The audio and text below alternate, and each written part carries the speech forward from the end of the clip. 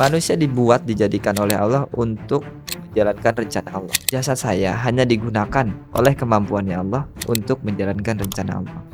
Posisi saya saat ini menjadi Angga yang seperti sekarang hanya sebuah peran yang sedang Allah berikan. Maka ada satu harapan dari saya, terima kasih ya Allah atas peran yang telah Engkau berikan.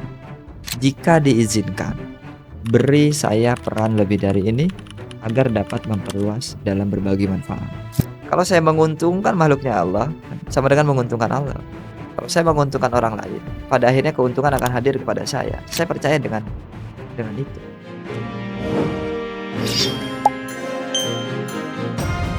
Pemerintah harus dengar nih. Ini ada pengusaha yang memang udah hitung-hitung 10 hektar bisa menghasilkan 25,8 miliar buat negara. Wah, kita akan cek, kita akan tanya ya, kulik nih pengusaha yang luar biasa, top banget, kotop gitu ya. Dan ini dulunya jadi OB dan sekarang direktur utama dan saham terbesar. Ya, mari kita sambut Pak Angga. Wah, gimana Pak Angga kabarnya? Alhamdulillah baik, Alhamdulillah. Mas. Pak Angga, ini kok bisa ya? Saya melihat itu kemarin sampai Pak Presiden datang. Saya hormat dengan Anda gitu ya. Saya jenderal, saya hormat dengan kamu gitu ya. Nah, itu kok bisa seperti itu? Dulu nih pasti anak orang kaya.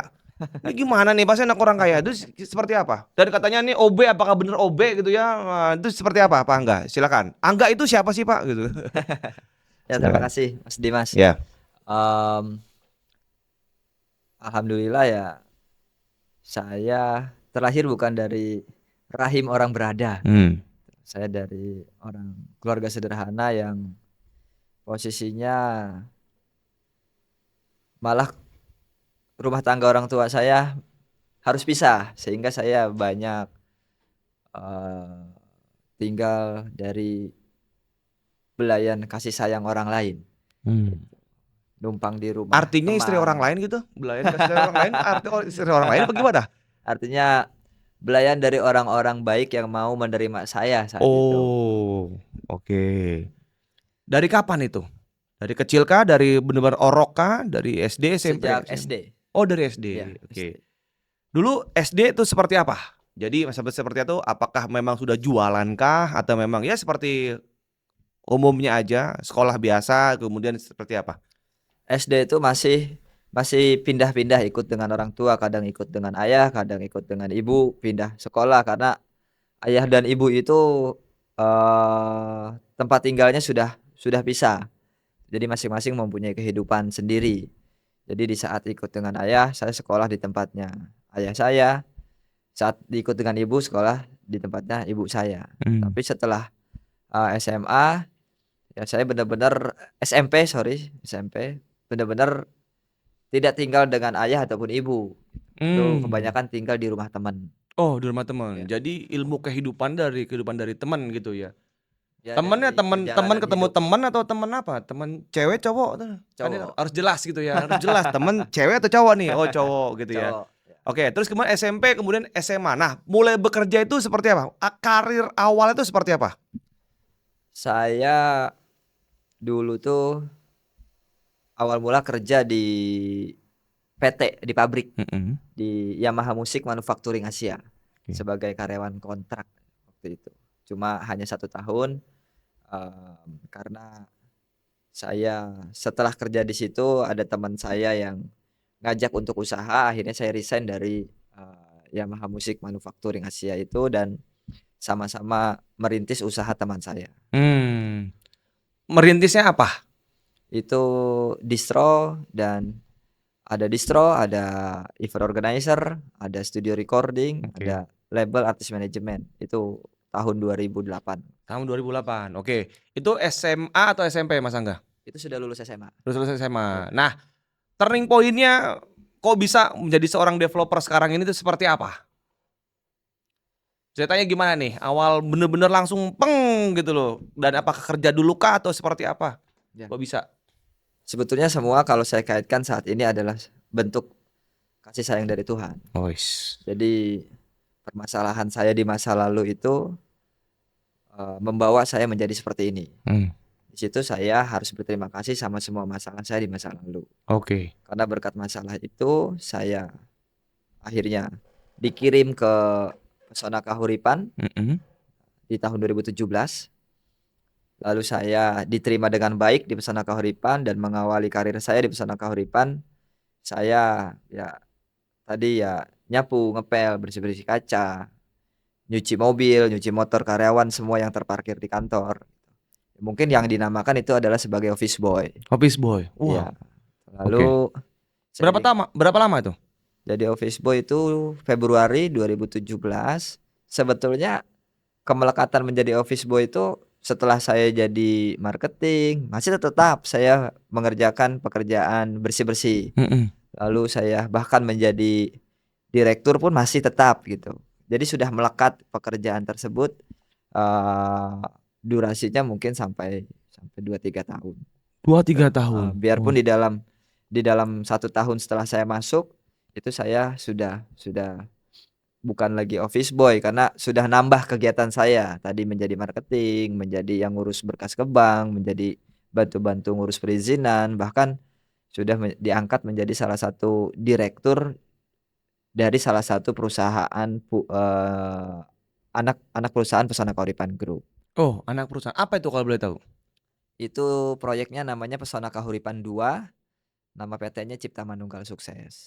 Itu bergerak di bidang developer juga Developer kah? juga. Atau memang satu bagian, misalkan kontraktornya atau memang developernya? Developernya. Oh, jadi anak perusahaannya lagi gitu, anak perusahaan dari Kahuripan Groupnya gitu. Iya. Oh, kenapa? Oh, mungkin diamanahkan dulu yang kecil dulu, baru nanti bisa yang besar gitu ya. Nah, kenapa bisa jadi anak perusahaannya dulu itu? Apakah memang gak ada orang kah atau memang kasihan ini anak muda nih, coba deh kasih aja dia amanah dulu apa seperti apa?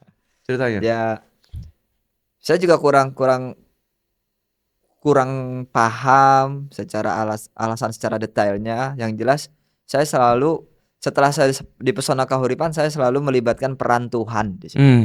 Jadi apapun yang terjadi itu adalah bagian daripada rencana Tuhan. Lalu saya hanya memposisikan diri siap menjalankan itu. Oke. Begitupun di saat saya diminta menjadi salah satu direktur di anak perusahaan Pesona Kahuripan. Oke. Saya nggak tahu kategorinya apa, kriterianya apa untuk menjadi direktur. Tiba-tiba saja ada lahan Pesona Kahuripan 2 perlu seorang direktur. Tiba-tiba saja di situ saya yang diminta untuk mengisi kekosongan kursi itu. Oh, person in charge-nya langsung di situ. Iya. Dan itu direktur utama atau memang direktur operasional kah atau direktur keuangan, direktur utama atau memang Direktur utama karena hanya satu direktur. Oh, hanya satu direktur saja. Jadi direktur utamanya. Nah, itu kalau boleh tahu itu ketemu dengan siapa sih? Kok bisa orangnya siapa sih di belakang layarnya itu sebetulnya nih Pak Angga ini, Mas Angga ini nih? Dengan siapa? Kok bisa seperti itu? Itu pemilik Pesona Kahuripan namanya Pak Wawan Rianto. Pak Wawan. Oh. Ya. Okay. Saya ketemu dengan beliau selalu diberikan keterangan-keterangan yang arahnya adalah cara menjalankan kehidupan, konsep ketuhanan, cara berpikir. Nah, selalu arahnya adalah ke sana. Sampai saya ya terbebas daripada permasalahan yang saya belenggu selama sebelum ketemu Pak Wawan. Boleh tahu arah berpikirnya seperti apa? Konsep arah berpikir, konsep arah kehidupan yang Mas Angga pelajari itu apa aja sih yang dipelajari supaya kita ini bisa menjadi pelajaran untuk yang lain juga? Yang paling utama itu keyakinan terhadap Tuhan. Saya yakin semua orang yakin dengan adanya Tuhan. Tapi harus betul-betul yakin dengan unsur-unsurnya. Tuhan itu ada, harus terasa, dan tidak ada yang mustahil dengan izinnya. Apabila kita yakin dengan sifat-sifat Tuhan, Maha Pengasih, Maha Penyayang, Maha mengabulkan doa, dan sifat-sifat lainnya, tirulah sifat-sifat itu. Lalu kaji lagi lebih jauh tentang penerimaan, tentang tidak adanya pengakuan. Ya, kalau di Islam, langit bumi berikut isinya adalah kepunyaan Allah. Berikut isinya adalah kepunyaan Allah. Berarti apa yang kita punya? Kalau langit bumi berikut isinya adalah kepunyaan Allah, tidak ada yang kita punya. Termasuk jasad dan roh kita juga kepunyaan Allah. Kalau mengutip daripada firman yang ada di Al-Quran tentang itu, berarti manusia tidak punya apa-apa. Oh, berarti cuma hanya titipan saja. Manusia dijadikan oleh Allah untuk menjalankan rencana Allah. Oke. Untuk Allah mempertontonkan kebesarannya. Jadi jasadnya si Angga ini hanya dipakai oleh Allah untuk menjalankan rencana Allah. Jadi saya sedang latihan dan terus belajar untuk memposisikan diri. Jasad saya hanya digunakan oleh kemampuannya Allah untuk menjalankan rencana Allah. Posisi saya saat ini menjadi Angga yang seperti sekarang hanya sebuah peran yang sedang Allah berikan. Maka ada satu harapan dari saya. Terima kasih ya Allah atas peran yang telah Engkau berikan. Jika diizinkan, beri saya peran lebih dari ini agar dapat memperluas dalam berbagi manfaat. Karena hidup itu kan singkat. Sayang sekali kalau kita menyanyiakan untuk tidak berbagi manfaat. Betul.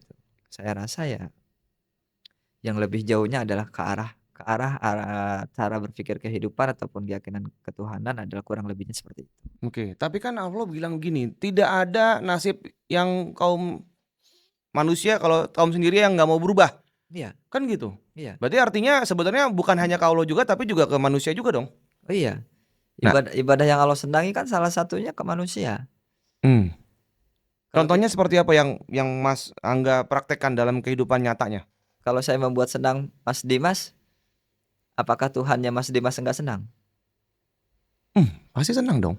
Kalau saya menyakiti Mas Dimas, apakah Tuhannya Mas Dimas senang? Iya pasti enggak dong. Pasti enggak. Kalau saya membuat senang Mas Dimas, apakah Mas Dimas tidak senang sama saya? Pasti senang dong. Ya, itu jawabannya. Berarti suatu kaum tidak bisa merubah kan gitu ya. Betul.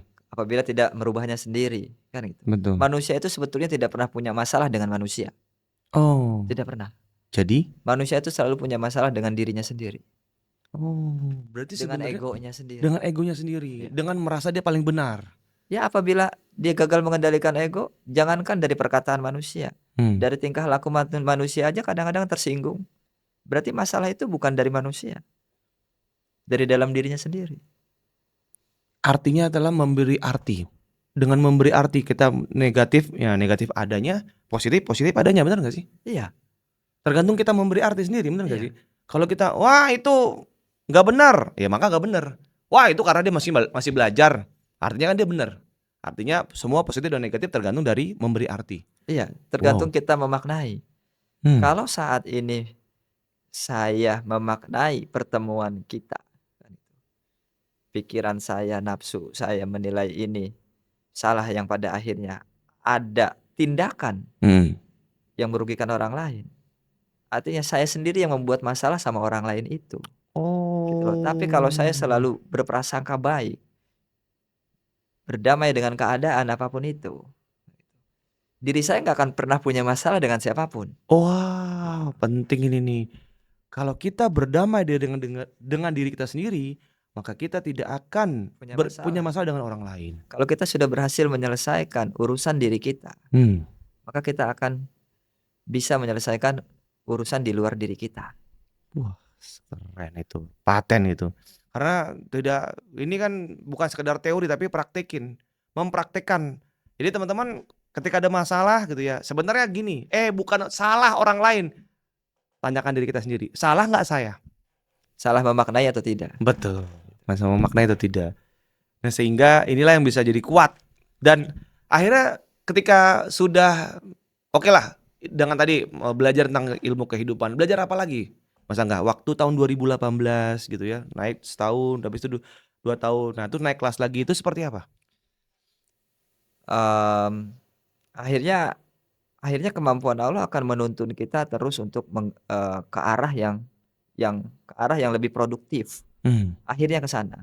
Tidak sempat untuk berpikir negatif karena selalu menerima dan dikembalikan lagi. Oh ini bagian daripada rencana Allah. Hal pahit pun ini bagian dari rencana Allah. Dan kita berprasangka baik, Allah pasti punya maksud baik di balik ini semua. Nah, sehingga vibes kita atau keseharian kita mungkin lebih ke arah yang positif.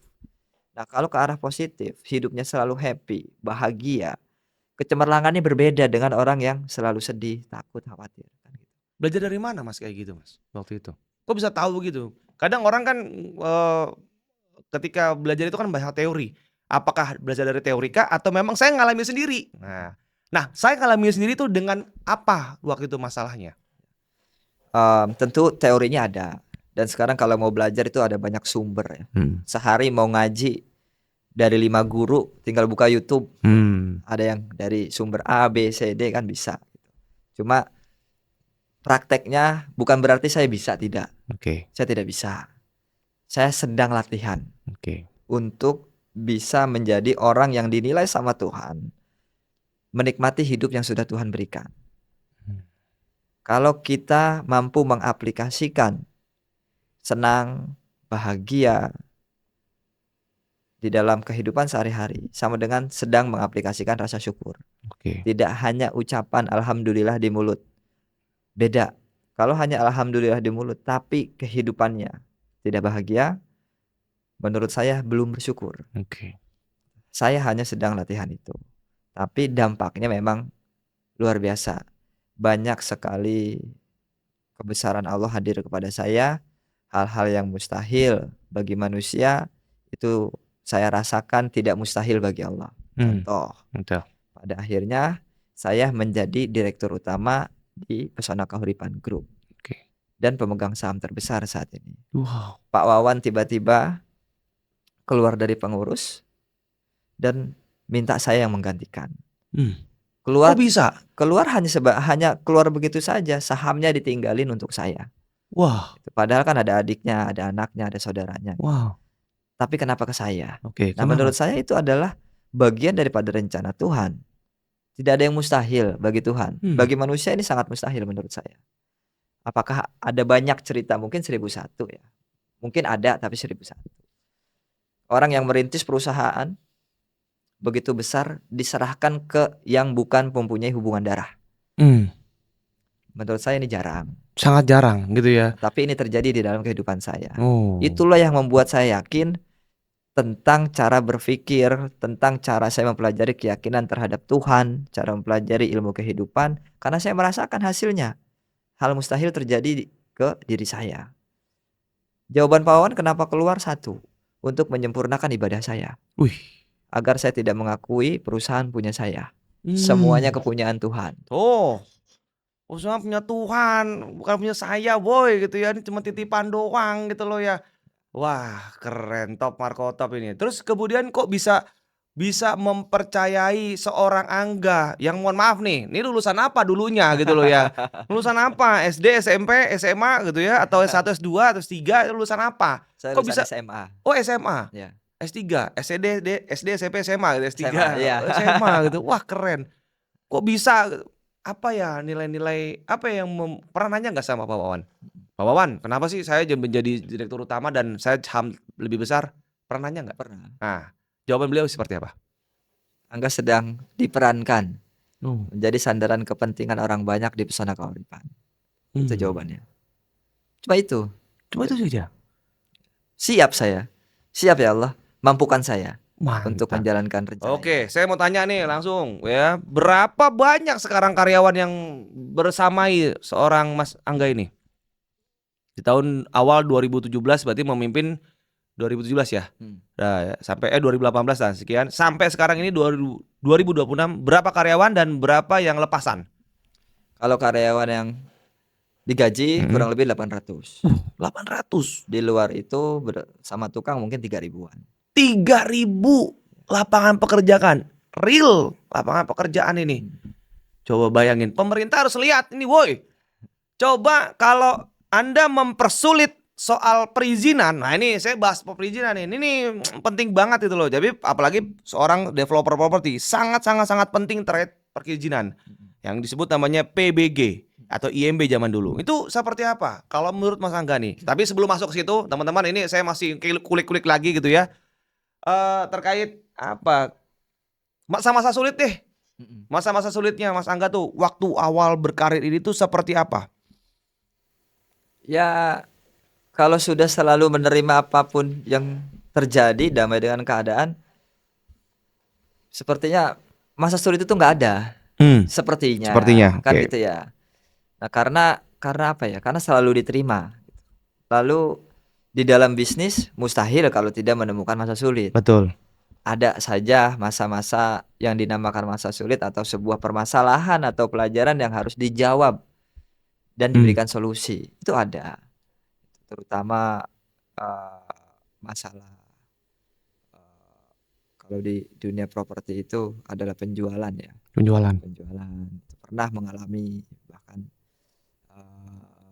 masalah pembebasan lahan. Itu pernah mengalami, tapi alhamdulillah itu semua sudah terlewati. Terus kalau pernah nggak masalah kehidupan kayak misalkan kadang kan kalau kita sudah berumah tangga ke tantangan dalam rumah tangga atau apapun itu, terus pernah masalah dan bertahannya tuh seperti apa? Pernah nggak masa-masa kritis yang duit aja nggak punya, woi gitu gimana? Pernah nggak ngerasain itu? Pernah. Pernah juga. Pernah. Seperti apa dulu ceritanya? Ya, yang membawa saya sampai ke pesona kahuripan adalah salah satunya karena saya gagal berumah tangga. Saya Pernah juga. gagal. Alasannya apa? Karena dia si pasangan tersebut ini mungkin nyesel kali ini sekarang nih lihat ini Mas Angga nih udah top markotop gitu ya. Nah ini kalau boleh tahu nih yang apa pelajaran penting terkait masalah rumah tangga? Nah gitu. Nah ini pelajaran penting nih ya. Jadi buat teman-teman yang mungkin mau keluarga harmonis ini ada pelajaran penting banget. Yuk silakan. Menurut saya yang paling utama adalah saling menerima. Kelebihan ataupun kekurangan. Lalu yang kedua, maklumnya ditinggikan. Oke, maklumnya ditinggikan dan egonya dikurangkan. Iya. Oh, contoh maklum ditinggikan seperti apa? Karena pasti di dalam berumah tangga ada fase namanya pengenalan. Kita akan mengenal secara utuh tentang pasangan kita yang sebelumnya belum secara utuh. Begitu berumah tangga, tinggal satu atap, satu rumah, keutuhan tentang pribadinya pasangan kita akan muncul di situ. Ada kurang, ada lebihnya. Kalau tidak menggunakan maklum yang tinggi, ya yang dikedepankan adalah penolakan yang akan melahirkan emosi, itu saya yakin tidak akan bisa. Tinggikan maklumnya, lalu sadari posisi kita nih sebagai apa. Kalau laki-laki ya sebagai suami, perempuan ya sebagai istri. Sebagai suami apa tanggung jawabnya, apa tugasnya. Kan ada buku nikah. Buku nikah itu bisa jadi SOP di dalam rumah tangga. Kadang-kadang orang nikah aja bukunya nggak pernah dibaca. Kan gitu ya. Gitu. Ya tanggung jawabnya apa sebagai laki-laki? Menafkahi, lahir, batin, menyayangi, mengasihi. Masukkan semua sifat-sifat Tuhan. Mengasihi, menyayangi kan. Lalu istri itu apa? Laki-laki sebagai suami menafkahi lahir batin, posisinya sebagai imam. Kalau suami imam berarti istri adalah makmum. Makmum itu kalau imamnya ruku ya makmum ruku, imamnya sujud ya makmum sujud. Kan gitu. Betul. Patuh dulu saja. Kan gitu. Tapi kan tidak semua mau untuk patuh. Kalau imamnya tidak maklum, kepatuhan itu menjadi sebuah pedoman utama, kewajiban utama terhadap pasangan kita. Saya rasa itu juga ada ego. Tidak juga bersandar kepada kalimat yang awal saya sampaikan. Istri itu makmum harus patuh. Tidak juga bisa seutuhnya bersandar kepada itu. Tetap harus dilandasi oleh dasar-dasar ditinggikan maklumnya, dasar-dasar tadi.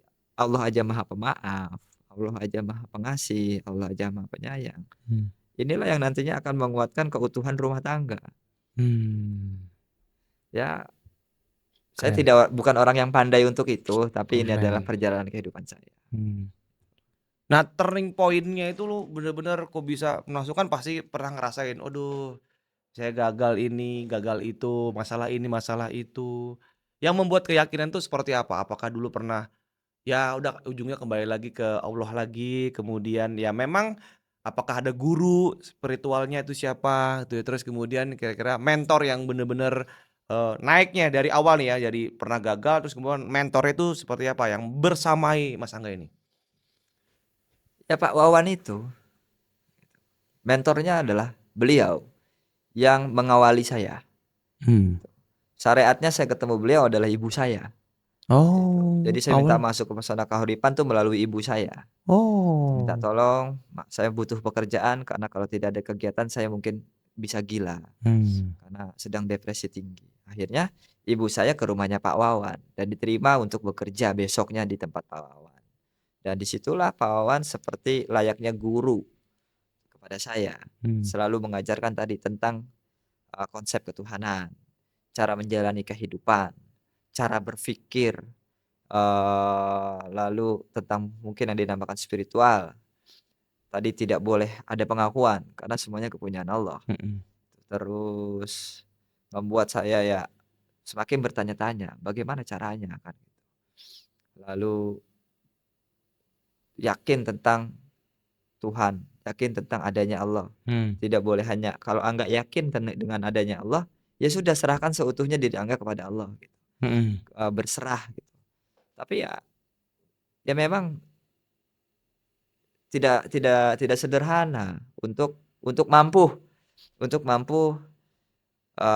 paham gimana sih caranya kan gitu. Oke. Untuk menyerahkan diri kita seutuhnya kepada Tuhan. Mhm. Gimana sih caranya kita ini dinilai orang yang benar-benar yakin sama Tuhan, dengan Betul. adanya Tuhan.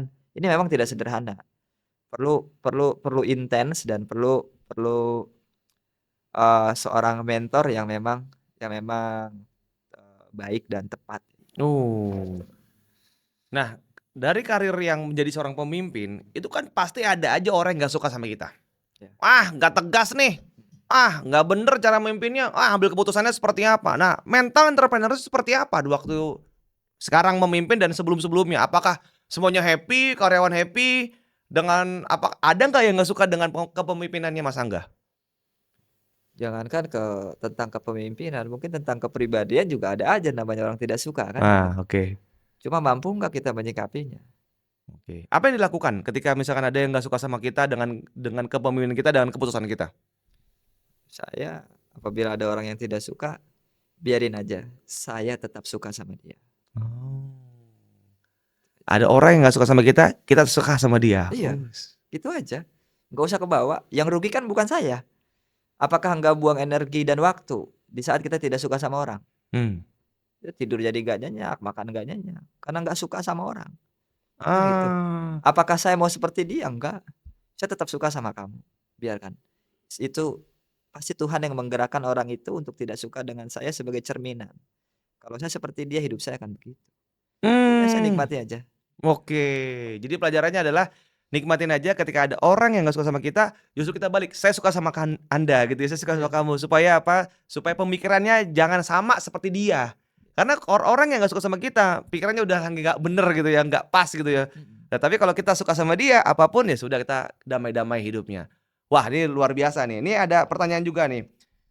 Dulu bener-bener kita alasannya apa sih kok rumah subsidi? Pak Wawan itu kenapa atau Mas Angga tuh ngambilnya ke rumah subsidi? Katanya rumah subsidi kan seiprit nih untungnya, Mhm. berapa juta doang. Tapi kalau rumah komersil, wah sekali laku bisa ratusan juta. Mhm. Ini katanya dengar-dengar berapa sih atau cuma 10 juta apa 20 juta doang di rumah subsidi, seperti apa? Kok ngambil rumah subsidi? Alasannya apa rumah subsidi gitu loh? Kalau saya ya nggak punya alasan, karena saat itu saya alasannya butuh kerjaan atau butuh kegiatan. Hmm. Maka bekerjalah di tempat perumahan subsidi, di developer perumahan subsidi. Oke. Kalau Pak Wawan sendiri kenapa perumahan subsidi? Sepertinya ya, belum tentu benar. Hmm. Sepertinya karena pasarnya sudah ada, Ah, lebih luas, peminatnya lebih luas. pasarnya sudah Nah, ada, peminatnya lebih luas, lebih lalu luas. sama menyandarkan kepentingan kepada program pemerintah. Oke, mensupport kepentingan pemerintah, betul, oke. Oh dari situ awal bener-bener dari subsidi. Pertanyaannya adalah subsidi kan untungnya kecil, Mhm, terus bermasalah, apalagi katanya ada masalah nih singkatan doang nih mhm, BTN, apa itu bangunan tak normal, iya. baru 3 bulan langsung retak-retak. Nah, itu seperti apa? Kok ambil rumah subsidi? Apakah tapi kan ada juga, "Pak, enggak, kualitas kita bagus," segala macam segala macam. Nah, itu secara isu-isu yang rumah bangunan tak normal itu seperti apa? Karena rumah subsidi itu identik katanya bangunan tak normal, satu, yang kedua banjir, kan gitu. Nah, ini apa yang membedakan Mas, Angga, projeknya Mas Angga dengan projek yang lain? Tadi, cara berpikirnya, Oke, mungkin ya, ya. mohon maaf apabila bagi yang mendengar. Jadi gini, eee, projek kami Pesona Kahuripan itu, tidak semata-mata berbisnis, Mas. Tapi gimana caranya kita mampu membahagiakan orang lain melalui hunian rumah subsidi. Oke. Akhirnya kita dari sisi jualan, saya coba resapi, ternyata ada salah satu trik dari Pesona Kahuripan, yaitu kita kalau mau jualan rumah ke siapa kita menjual, Oke. kita harus masuk ke psikologi konsumen. Oke, Berarti kan, psikologi konsumen. ya, kita menjualkan ke konsumen. Konsumennya siapa? Yaitu MBR. Kita harus bisa masuk ke psikologinya konsumen atau berdiri di posisi konsumen. Apa sih yang diinginkan konsumen? Oke. Konsumen itu keinginannya sih sepertinya cuma ada 2, yaitu murah dan bagus. Karena di saat saya mencari apa-apa, kadang-kadang suka nyarinya pengen yang bagus tapi murah. Nah, Kan gitu.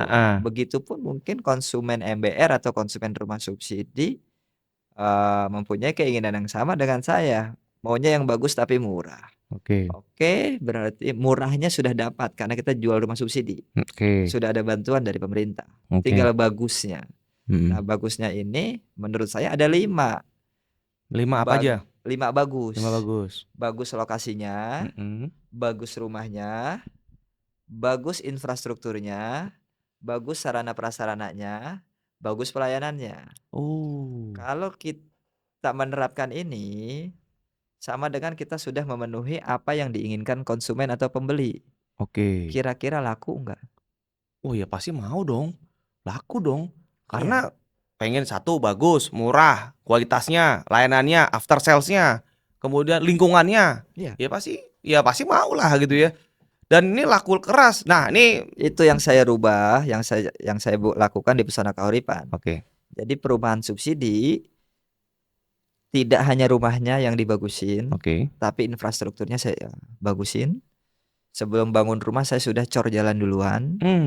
Lalu sarana prasarananya saya bangun taman bermain anak, saya bangun tempat ibadah, saya bikin taman untuk nongkrong.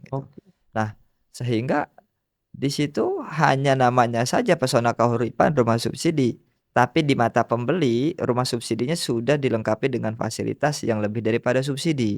Nah, inilah yang membuat Pesona Kahuripan mungkin berbeda.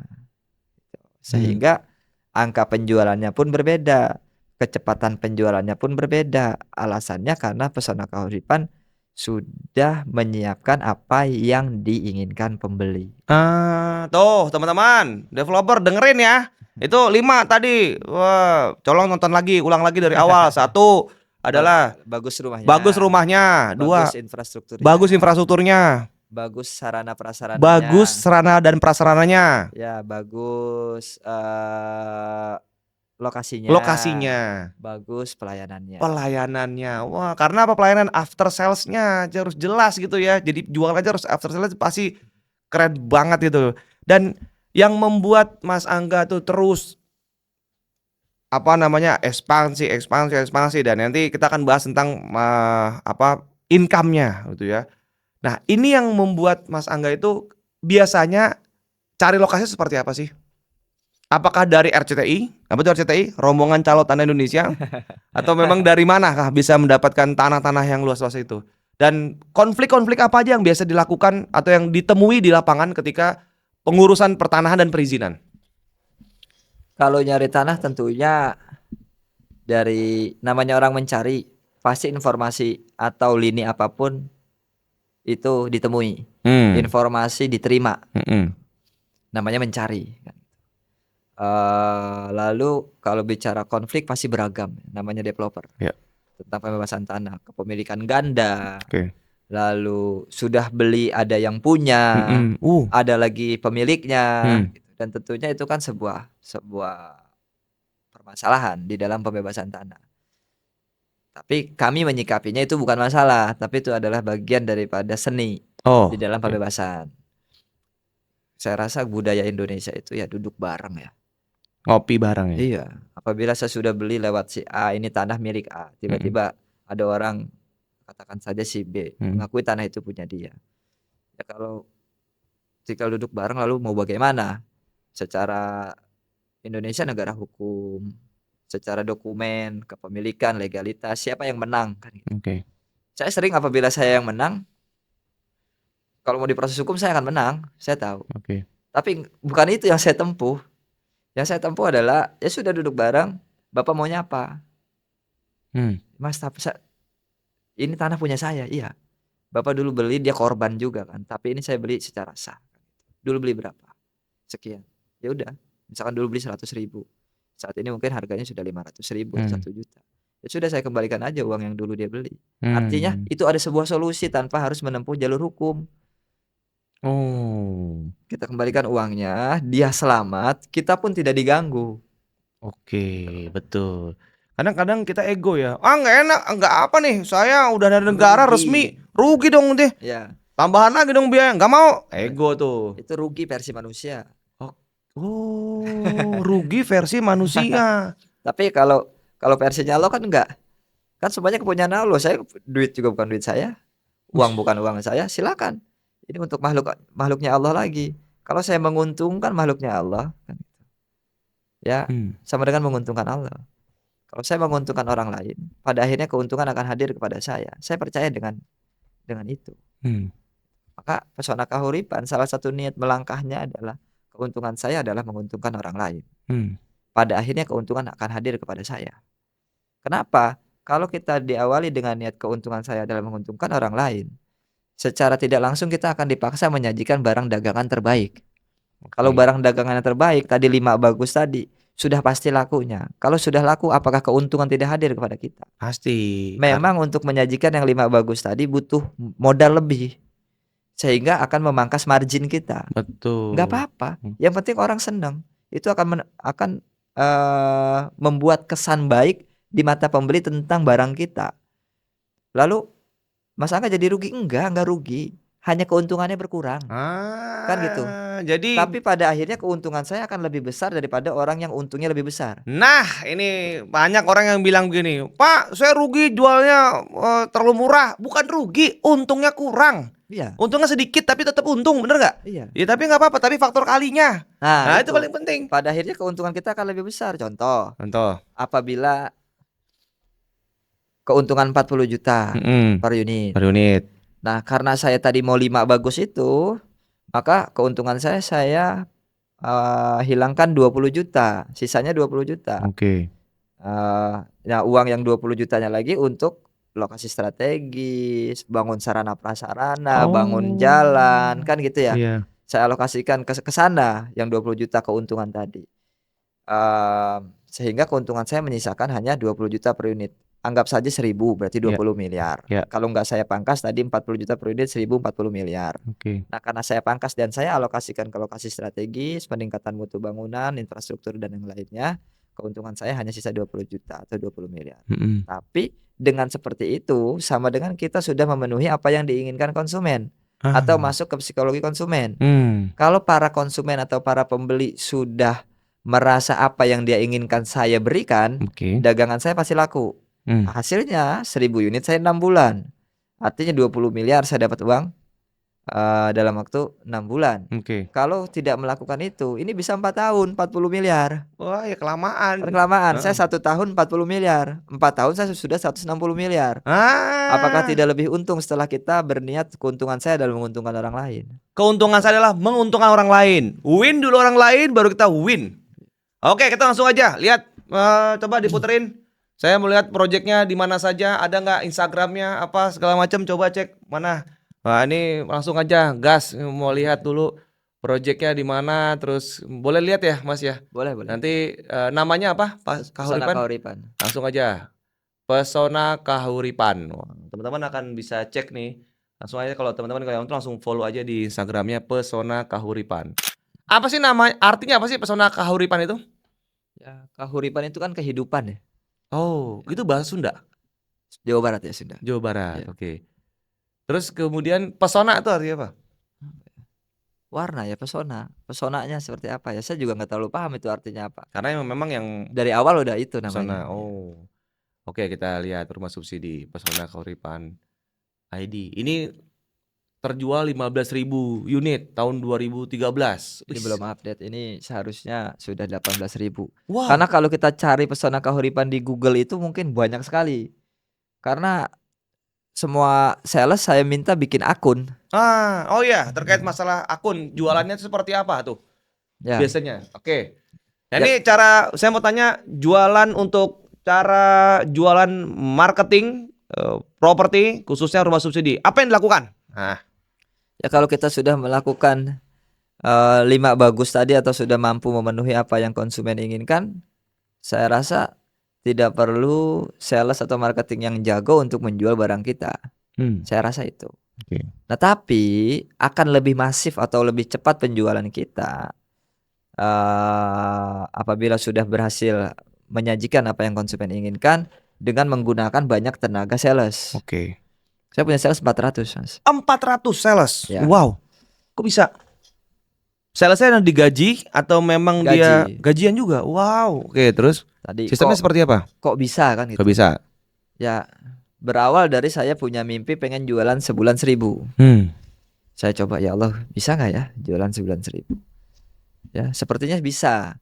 Apabila salesnya ada 1.000, cukup 1 bulan 1 sales 1 sama dengan 1.000. Oh, ini gampang banget gitu. Ini mudah, ternyata bisa gitu. Oke. Tapi kalau salesnya 10 mau jualan 1.000, berarti 1 sales sebulan 100. Ini agak berat kan Oke. gitu. Maka dari situ saya terpanggil untuk buka lowongan kerja. Ditambah lagi lowongan kerja untuk menjadi sales ya. Ditambah lagi yang mendorong saya membuka lowongan kerja untuk sales itu adalah kadang-kadang suka ada yang datang ke rumah saya. Kan rumah saya di lingkungan ya, rumah saya di perumahan subsidi bersama dengan warga. Suka ada yang datang ke rumah menyampaikan kebutuhan. Terus ya sering kan gitu. Akhirnya, ya Allah, kenapa ini orang mampukan saya untuk membantu orang gitu. Oke. Akhirnya muncul, kalau kamu mau bantu orang yang tuntas. Maksudnya apa? Oh ya Oke. sudah, jangan dikasih uangnya, tapi dikasih ladang untuk cari uang gitu. Oke. Oh, oke, ya sudah. Akhirnya dari dua faktor tadi, saya buka lowongan kerja 1.000 marketing atau 1.000 sales 1.000 marketing. Oke, terus. khusus warga saya, Oke. khusus warga perumahan subsidi Pesona Kahuripan. Ternyata yang daftar banyak, mereka mau.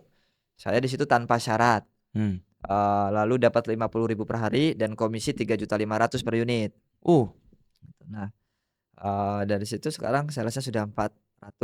Terus satu sales itu wajib punya 3 akun sosmed, TikTok, Facebook, Instagram. Oke. Satu sales sehari wajib 4 kali posting, pagi, siang, sore, malam. 4 kali di TikTok, 4 kali di IG, 4 kali di Instagram. Berarti satu sales sehari 12 kali posting. Oke. Dikali 400 sales. Berarti Pesona Kahuripan satu hari 4.800 postingan naik. Oke. Dengan seperti itu, 1%-nya saja 48 yang akan hadir ke tempat kita. Betul. Gampang nggak cara menghadirkan konsumen ke tempat kita? Ya, dengan adanya Dengan cara seperti itu aja kan, perbanyak sales kan. banyak sales, benar. Apakah kita rugi? Enggak. Mas Angga kan gaji 50.000 per hari, itu rugi loh Mas. Besar loh Mas. Enggak. Saya kan buat cash flow, saya membuat anggaran. Ada satu pengeluaran yang namanya fee marketing. Itu sebesar 5 juta. Oke. Yang seharusnya ke marketing atau ke sales 5 juta, ini saya kelola lagi. Saya Oke. berikan ke mereka hanya 3.500.000 komisinya. komisinya. Oke. Masih ada sisa 1.500.000. Oke. 50.000 per hari dikali 1 bulan kan 1.500.000. Betul. Berarti saya hanya mengelola uang yang sudah saya anggarkan. Gitu loh. Perusahaan tidak mengeluarkan pengeluaran tambahan. Tapi kita mampu menciptakan banyak lapangan kerja untuk warga perumahan subsidi, untuk warga kita sendiri. Oke. Yang tadinya mungkin tidak punya penghasilan, sekarang penghasilannya sudah besar. 1.500.000 per bulan karena 50.000 per hari.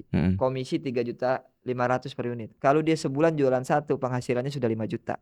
Saya nggak rugi karena uang 5 juta tadi sudah dianggarkan dari penjualan 1 unit. Betul. Kan gitu. Betul. Rata-rata sales saya itu sekarang jualan minimal sekali sebulan 2. Itu. Sekarang pasti. sudah mulai naik ke 3 sebulan. Sebulan 3 harus gitu. Iya, sebulan 2 aja komisi 3.500.000 itu sudah 7 juta. Ditambah 1.550.000 per hari. Berarti 8.500.000. UMR Bogor baru 4 juta. Gitu loh.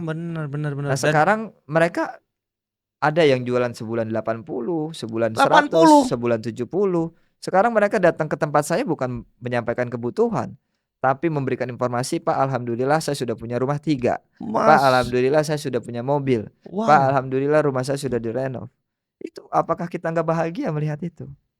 Wah, wah, wah, wah, wah, wah, keren amat itu ya. Dan Ya. kita juga merasa kebahagiaan yang tidak dibayarkan dengan uang kan, dengan wow, kita bisa Iya. bermanfaat bagi orang banyak. Iya, Karena sebaik-baik manusia adalah bermanfaat bagi orang. orang lain. Dan caranya berarti teman-teman tadi satu adalah pagi, siang, sore, malam 4. Satu hari ada satu postingan tuh 4 kali pagi, siang, sore, malam. Terus kemudian ada 3 3 akun. Akunnya apa? TikTok, Instagram, Facebook. Kali 1.000 orang. Oh Iya. iya, ya inilah Kali udah. 400 orang. Iya. 4.800 postingan Pesona Kahuripan naik. Belum lagi pakai ads gak? Setiap bulan 1 kali pakai ads durasi 3 hari. Oh. Itu akan di-booster kan? Kan mudah. Ditambah lagi kita sudah menyiapkan barang dagangan kita yang terbaik. Jadi nggak ada cerita konsumen datang untuk, "Pak, besok saya kabari ya." Nggak ada. Karena begitu dia datang, lokasi tersebut adalah lokasi yang terdekat dari wilayahnya. Sampai di sana jalannya sudah bagus, tamannya bagus, rumahnya bagus. Tidak ada alasan dia untuk, "Pak, besok saya kabari." Yang ada dia langsung booking. Gitu loh. Tapi Biasanya kalau kita bookingnya belum menyiapkan itu, Oke. kita undang konsumen dengan masif tadi dengan ya sehari bisa 4.000 5.000 postingan. Begitu dia datang lokasinya nggak bagus, jalannya kotor, jelek, ya kan percuma. Yang ada malah dari mulut ke mulutnya konsumen nanti, "Jangan ke situ, gua udah survei, tempatnya nggak bagus." Jangan sampai itu bahaya. Lebih baik kesannya adalah, "Tuh, ke sana saja. Bagus saya sudah survei." Kan lebih baik itu. Maka siapkan dulu yang terbaik untuk konsumen. Oke. Setelah selesai menyiapkan, baru undang konsumen datang. Undang konsumen datang. Dan ini coba kita lihat ini Instagramnya mana? Halo, itu udah berapa? Sekarang totalnya sudah berapa Pesona Kahuripan? Mas Angga? Kahuripan sudah ke-17. 17. Oke. Saya langsung hitung-hitungan duit nih, teman-teman. Hitung-hitungan duit. Kalau misalkan 1 unit itu berapa keuntungan kira-kira? 20 juta. 20 juta. Dan biasanya 1 bulan berapa unit? 1 tahun 3.000. 1 tahun 3.000. Wah, 3.000 kali 20 juta berapa? 60 Hitung. miliar. 60 miliar. 60 miliar bersih itu. Semua Bersih biaya-biaya keuntungan. termasuk pajak-pajak semua udah dibayar. Sudah. Coba bayangin teman-teman. Ini Mas Angga nih pengusaha muda. Ayo Pesona Kahuripan. Teman-teman bisa banyak belajar 1 tahunnya bisa dapat 60. Nah, ini proyek yang berikutnya. Proyek yang berikutnya untuk tahun 2026 ini saya proyeksi 8.400 unit. 8.400 unit. Target saya 6.000 unit. Wow, 6 kali 2 berarti berapa? 120. 120 miliar. Potensinya seperti itu. Bayangin. Mas, itu tapi kita jangan lihat dari senengnya coy. Ini saya mau tanya dulu nih ya, kepada pengusaha ya properti ya. Sebenarnya tantangan dalam dunia properti itu apa sih? Katanya perizinan. Itu seperti apa? Dan nanti kita bahas gitu ya. Padahal sebenarnya pengusaha developer ini bisa menghasilkan income untuk negara. Nah, itu seperti apa?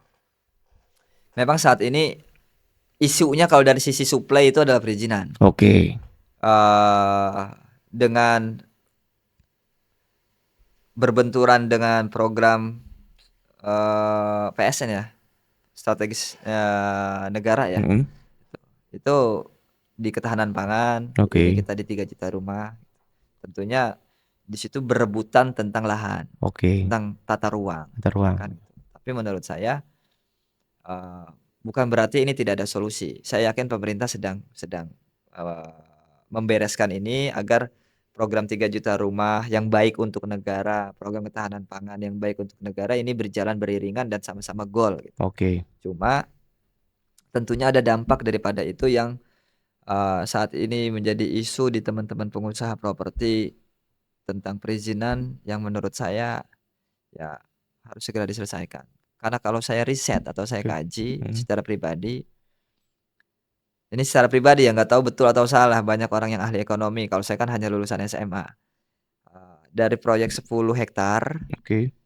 kurang lebih 830 unit itu kita memberikan ke negara atau menghasilkan pendapatan negara 25,8 miliar. Oh, pemerintah dengerin.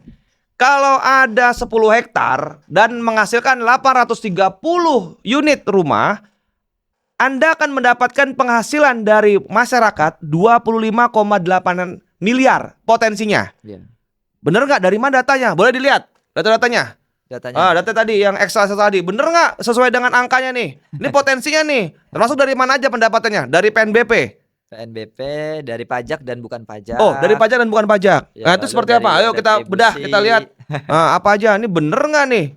Itu ya. Jadi katanya dari apa? Pajak penjual dan pajak pembeli. Ya, di Terus? saat kita belanja lahan, Nggak, belanja tentunya lahan. kena pajak. Oke. Ada BPHTB, ada Mm-mm. PPH. Lalu ada PPN. Lalu PBB. PBB, Lalu terus? di saat kita jual beli kepada konsumen, tentunya ada PPH. Sekarang BPHTB-nya sudah digratiskan. Oke, Lalu nah ada nih coba kita PNBP. lihat nih teman-teman ya. Kita bedah ya penerimaan negara dan proyek kira-kira kalau 10 hektar. 10 hektar ini ada apa aja sih? Misalkan penghasilan dari PPH penjualan tanah gitu ya. Ya. PPH final itu dari 10 hektar itu bisa menghasilkan 875 juta. Kemudian dari BPHTB pembelanjaan tanah itu dapat 1,75 miliar. Dan sampai ada PSU prasarana umum gitu ya dapat 14 miliar. Fasum fasos. Artinya pemerintah jangan mempersulit lah kalau terkait perizinan. Nah, kalau izin seperti apa? Coba lihat. Bawah lagi. Jadi kalau Fasos, Fasum atau PSU itu adalah pendapatan negara berbentuk aset. Pendapatan negara bertransformasi. Maksudnya seperti apa? Karena kita kan harus menyerahkan nanti Fasos-Fasumnya ke negara. Oh, oke. Nah, ini developer kan membangun dari 10 hektar, Mm-mm. coupling efektifnya 60%. Oke. 40%-nya untuk PSU. Fasum fasos. Ya. Fasilitas umum, fasilitas sosial. Ya, jalan, Jalan. RPH, lalu taman yang gitu, ya, yang seperti itu, yang sifatnya tidak bisa dijual, tapi untuk kepentingan masyarakat, Oke. kepentingan umum, itu nanti akan pengusaha wajib menyerahkan ke pemerintah. Oh. Menjadilah itu pendapatan pemerintah berbentuk aset. Pendapatan pemerintah bentuk aset, bener juga sih. Iya, nah di situ kan juga ada pendapatan pemerintah yang sifatnya bukan aset, Oke. tapi didapat dari berbentuk uang dari bayar pajak Oke. atau bukan pajak. Oh, oke. Maka kalau dikalkulasikan di sini, Mm-mm. saya sudah keluarkan dari BPHTB dan PBG karena BPHTB sekarang gratis ya. Gratis. Ini yang diterima oleh pemerintah itu 25,8 miliar termasuk pendapatan yang sifatnya seperti aset tadi. Kita bedah. Pemerintah properti itu ya, pemerintah di bidang dunia properti. Tahun kemarin saya baca tuh 270 ribu. 278 ribuan. 278 ribu, anggaplah 270 Iya. 270 ribu properti pembangunan. Bayangin kalau misalkan diambil 10 hektar gitu ya. Kan 10 hektar tadi hitungannya 830 unit. Berarti pemerintah sebetulnya bisa mendapatkan potensi income dari hasil hitung-hitungannya Mas Angga ini itu seperti apa? Jadi gini. Kalau dari 10 hektar atau 830 unit, menurut riset pribadi saya, ini belum tentu benar. Itu negara mendapatkan senilai 25,8 miliar. Sebetulnya ada satu pertanyaan dari saya. Mau berapa lama uang 25,8 miliar ini diterima oleh negara? Nah, mau berapa lama? 3 tahun, mau 2 tahun, mau 1 tahun. Yang terjadi adalah yang terjadi mungkin sekarang ini 2 tahun atau 3 tahun. 2 tahun 3 tahun. Kenapa? Bisa lama begitu? Nah, negara dapat menerima 25,8 miliar setelah proses perizinannya selesai. Kan gitu. Oke. Kalau misalkan proses perizinan yang tadinya 1 tahun, sekarang bisa dipangkas, dipercepat menjadi 6 bulan. Otomatis dalam waktu 6 bulan akan menerima uang 25,8 miliar. Nah, tidak ini lagi 1 tahun menerimanya gitu loh. Dikali itu baru 1 pengusaha. Kalau ada ribuan pengusaha atau dikali tahun 2025 278 ribu unit terjual. Dibagi 830 kan gitu ya. Dikali 25,8 miliar.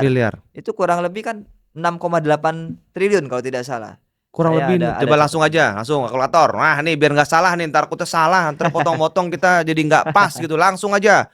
Ayo contohnya. Jadi ada data 270.000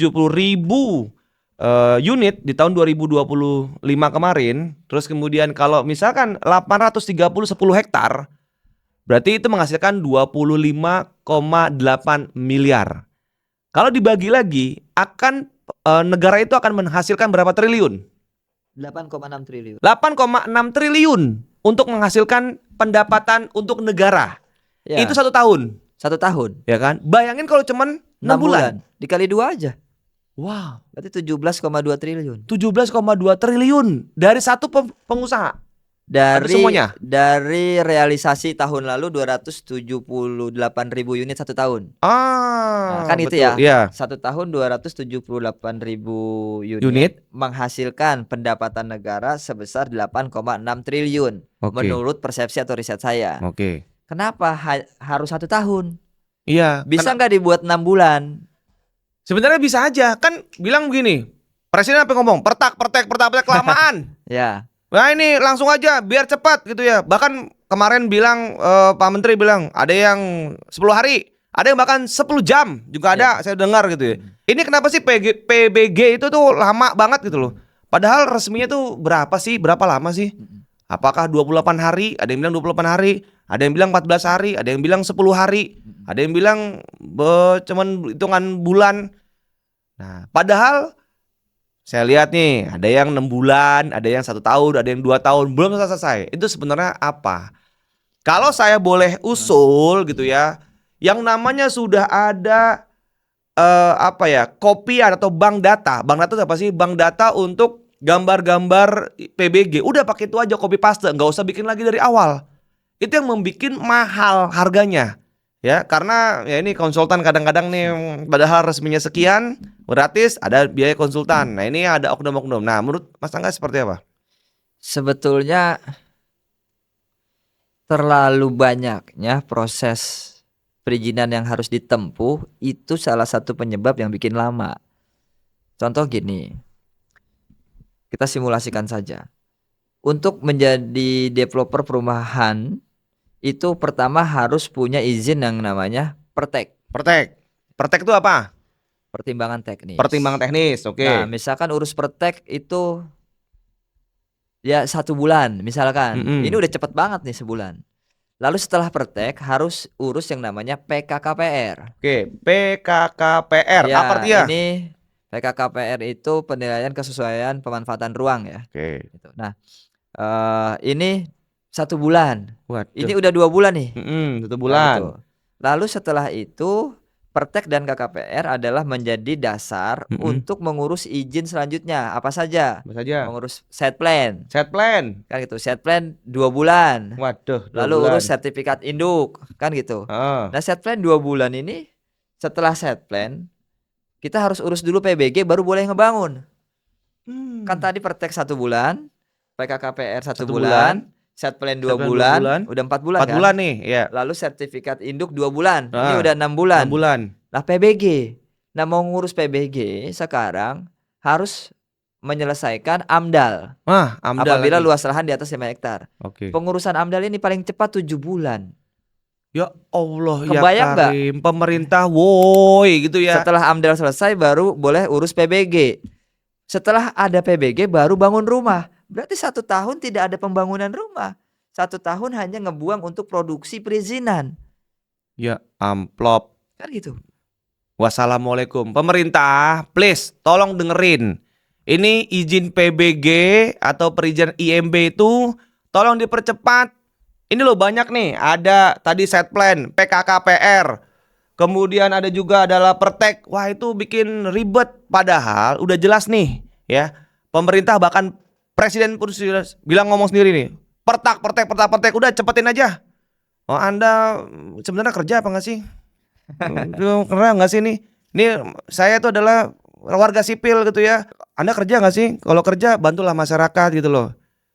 Percepat, permudah untuk bisa menghasilkan perputaran ekonomi Indonesia ini maju. Katanya 8% maunya. Tapi Anda kok dipersulit begini? Jangan sampai bilang begini, kalau bisa dipersulit ngapain sih dipermudah? Gitu itu jangan sampai seperti itu. Jadi please ayo tingkatkan dan udah birokrasi yang kepanjangan itu dipangkas untuk apa? Percepatan. Kalau bisa perizinan cuman sebelum 6 bulan, kenapa harus 2 tahun 3 tahun seperti ini? Nah, yang bikin lama apa? Tolonglah evaluasi. Pemerintah pusat itu udah bilang bahwa segera percepatan, gratis PPHTB, ya PPN gratis bagi yang MBR, ya. Untuk apa? Untuk ke masyarakat. Ingat loh, ada 150 lebih ya turunan dari bisnis properti. Termasuk arsitek, termasuk apa lagi? Tukang. Jadi teman-teman, industri semen, pasir dan lain-lain itu loh pasti cepet. Tapi kalau misalkan dipersulit lama di depannya gitu ya, takutnya begini. Wah, nanti ada ATM berjalan, Satpol PP, oknum gitu ya. Nanti kalau misalkan bangun dulu aja, urusan belakangan gitu ya. Nanti jadi ATM berjalan. Nah makanya banyak yang takut nih nggak mau bangun rumah karena takut perizinan. Udah deh perizinan, tolong nih mungkin teman-teman bantu share, viralin ini untuk pemerintah. Terkait PBG segera mungkin dipercepat. Pakailah data-data yang sudah ada, namanya bank data. Kalau untuk misalkan oke, Anda mau bangun ini ya, perumahan ini digambar ini, udah pakai ini aja bank data yang sebelumnya, nggak usah bikin-bikin lagi. Ya, supaya apa? Supaya percepatan langsung gitu loh. Jadi nggak pakai kelamaan. Jadi teman-teman pengusaha bisa langsung itu. Betul nggak Pak Sanggah? Udah jadi saya yang jadi pembicara ya nih. Wah, tobat gitu loh ya. Saking gemesnya untuk bangsa dan negara ini. Oke, Ya, terus itu kan baru dari tahap satu. Tahap satu itu adalah tahap pembangunan. Dari tahap pembangunan itu menghasilkan pendapatan negara 25,8 miliar dari 10 hektar. Oke. Setelah rumah jadi kan setiap tahun bayar pajak. Pajak, PBB. Lalu beli token listrik. Lalu industri lain akan berjalan. Tadi kan di saat pembangunan rumah ada lebih daripada 150 industri yang bergerak. Ada pasir, industri semen, industri genteng, aluminium, keramik. Lah setelah rumah jadi, setiap rumah itu sudah pasti punya piring. Piring kan ada yang industri, ada yang buat gitu. Betul. Lalu punya kursi, punya TV. Ini sebetulnya perputaran ekonomi dari sektor properti ini luar biasa. Tinggal tadi pertanyaannya, mau diterima dalam waktu lambat atau mau dipercepat agar perputarannya 2 kali lipat. Tapi katanya begini, ini dari sisi pemerintah. Kalau saya bebasin semua, kalau banjir siapa yang ngurusin? Ayo, kalau banjir siapa yang ngurusin? Tapi kalau nanti ada gempa bumi, roboh, siapa yang nanggung? Nanti bentar lagi yang salah. Ayo, menurut Mas gimana? Ayo lo. Ya kalau perihal banjir ataupun bencana lain, itu sudah pasti menjadi tanggung jawab. Setelah pengusaha harus terlibat di dalam bertanggung jawab di situ. Selain pemerintah kan. Apaan ngomong katanya bebas banjir, ternyata banjir. Yang salahnya siapa? Pemerintah juga. Apaan? Ayo lo. Wah, jadi bukan berarti gini. Ini langsung saya bela pemerintah nih. Wah.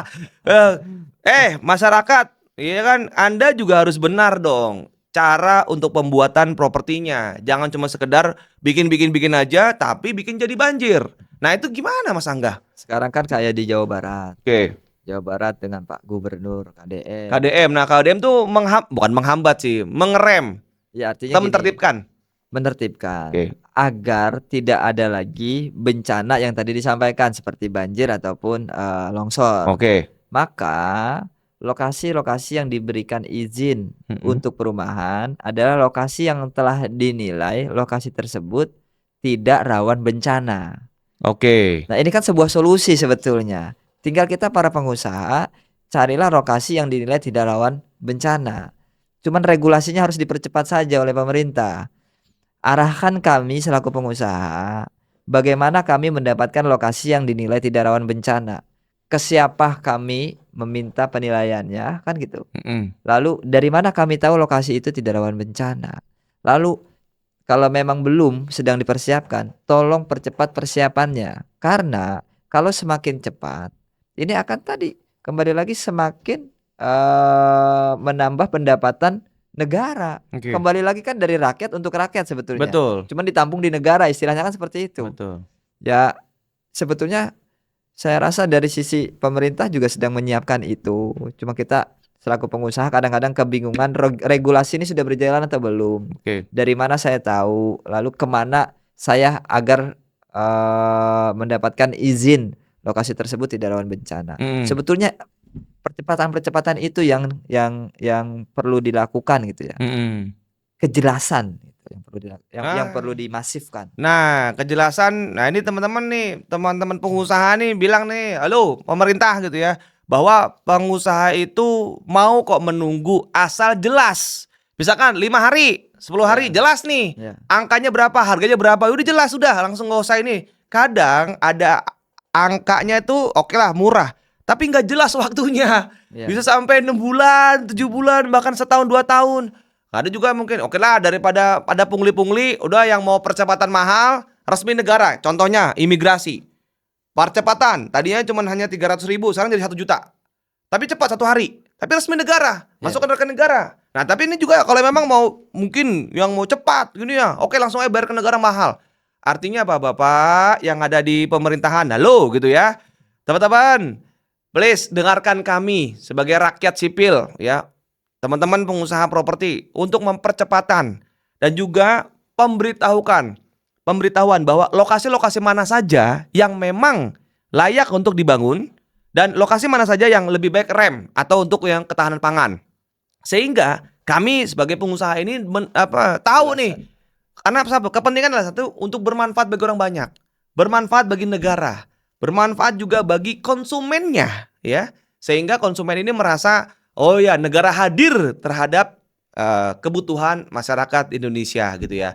Dan mungkin harapannya Mas Angga terhadap kahuripan ini itu seperti apa? Next, kira-kira 10 tahun lagi, apa yang Mas Angga pikirkan 10 tahun lagi terhadap kahuripan ini? Kita punya mimpi Ya. di 2032 bahkan. Mimpinya itu mampu menyerap kuota 50%. Kuota dari pemerintah itu saat ini kan 350.000 unit 1 tahun.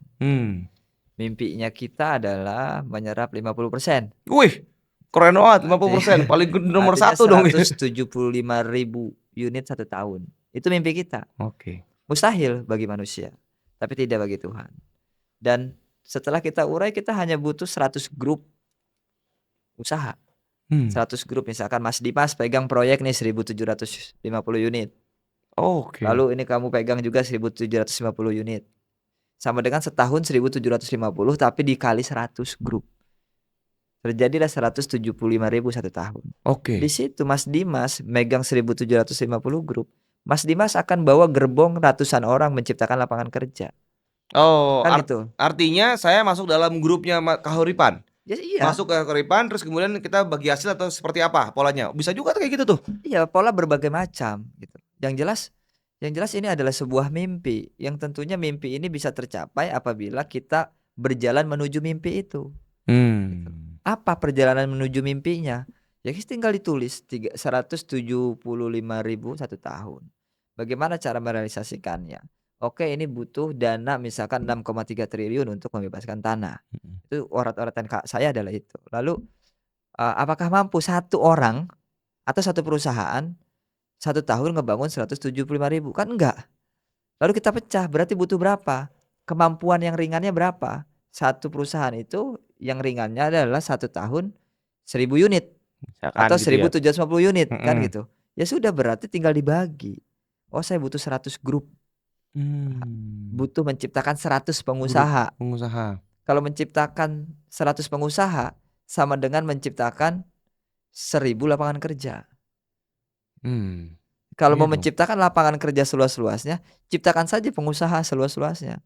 Sudah otomatis kita akan menciptakan lapangan kerja. Kan gitu. Jadi cara saya meraihnya untuk 175.000 per tahun itu memang perlu orat-oretan gitu loh. Perlu disederhanakan. Saya yakin menuju ke arah sana pasti bisa. Coba nggak tahu di tahun kapan kan gitu. Semoga aja ya Tuhan memampukan. Mantap. Mungkin pesan untuk generasi muda nih, Mas, atau yang mau berbisnis properti. Kira-kira apa pesan-pesannya terhadap masyarakat khususnya yang mau berbisnis properti atau memang mau menggunakan jasanya atau menggunakan properti yang Mas Angga? Mungkin pesannya apa nih kepada masyarakat, kepada generasi muda sekali lagi, dan juga konsumen? Ya, pertama harus yakin semua orang itu mempunyai hak yang sama untuk sukses. Semua orang mempunyai hak yang sama untuk kaya.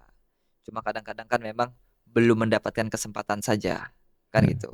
Dan kesempatan itu bisa diciptakan kapan saja. Oke. Nah, untuk para generasi muda, termasuk saya juga sebetulnya kan masih muda kan gitu. Cuman kalau secara gen saya milenial. Kan generasi terbarunya adalah saat ini adalah Gen Z ya. Genji. Nah, itu saya yakin mempunyai kemampuan cara berpikir yang luar biasa Gen Z ini. Cuma kadang-kadang ketutup oleh tidak sadarnya dia,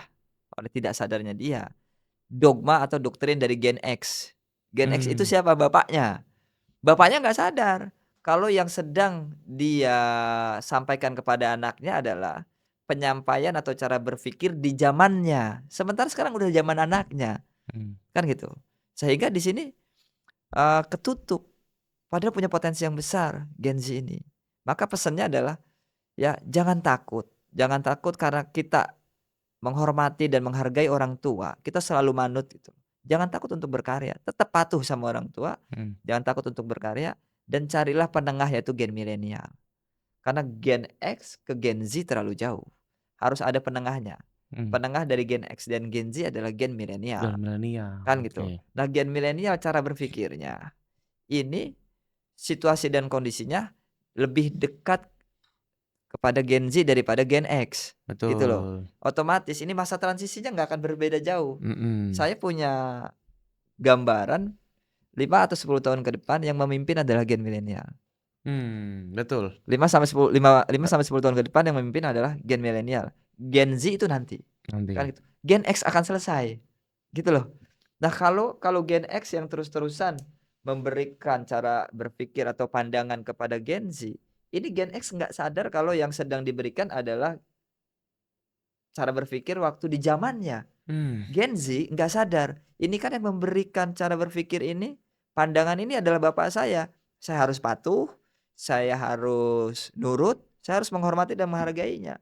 Betul. Sehingga tertutup. Seharusnya punya potensi yang besar, Gen Z ini ketutup. Harus ada yang mematahkan. Siapa? Milenial ini. Milenial. Wah, milenial ini. Jadi biarkan bapakmu hidup di zamannya, kan itu mengurus usahanya yang sekarang. Kamu harus punya terobosan sehingga kekuatan kamu itu akan lebih besar atau bahkan bisa 2-3 kali lipat daripada bapaknya perputaran bisnisnya. Contoh gini, Gen X mungkin nggak semua ya. Gitu. Saya takut salah, tapi ini perumpamaan dari saya. Para pendahulu suka ada yang bilang, kamu kalau mau jadi pengusaha perumahan subsidi harus beli tanah dengan harga 200.000. Katanya gitu. Katanya kan gitu. Pernah ada atau suka ada yang seperti itu. Akhirnya itu menjadi sebuah warisan yang dilakukan oleh generasinya. Betul. Carilah tanah harga 200.000. Yaitu 2 tahun 3 tahun bangkrut. Kenapa? Harga tanah 200.000 siapa yang mau beli? Betul. Karena lokasinya jauh, konsumen gak ada yang mau beli. Harga tanah 200.000 dibangun perumahan lalu dijual, ini jauh pasti, kan gitu.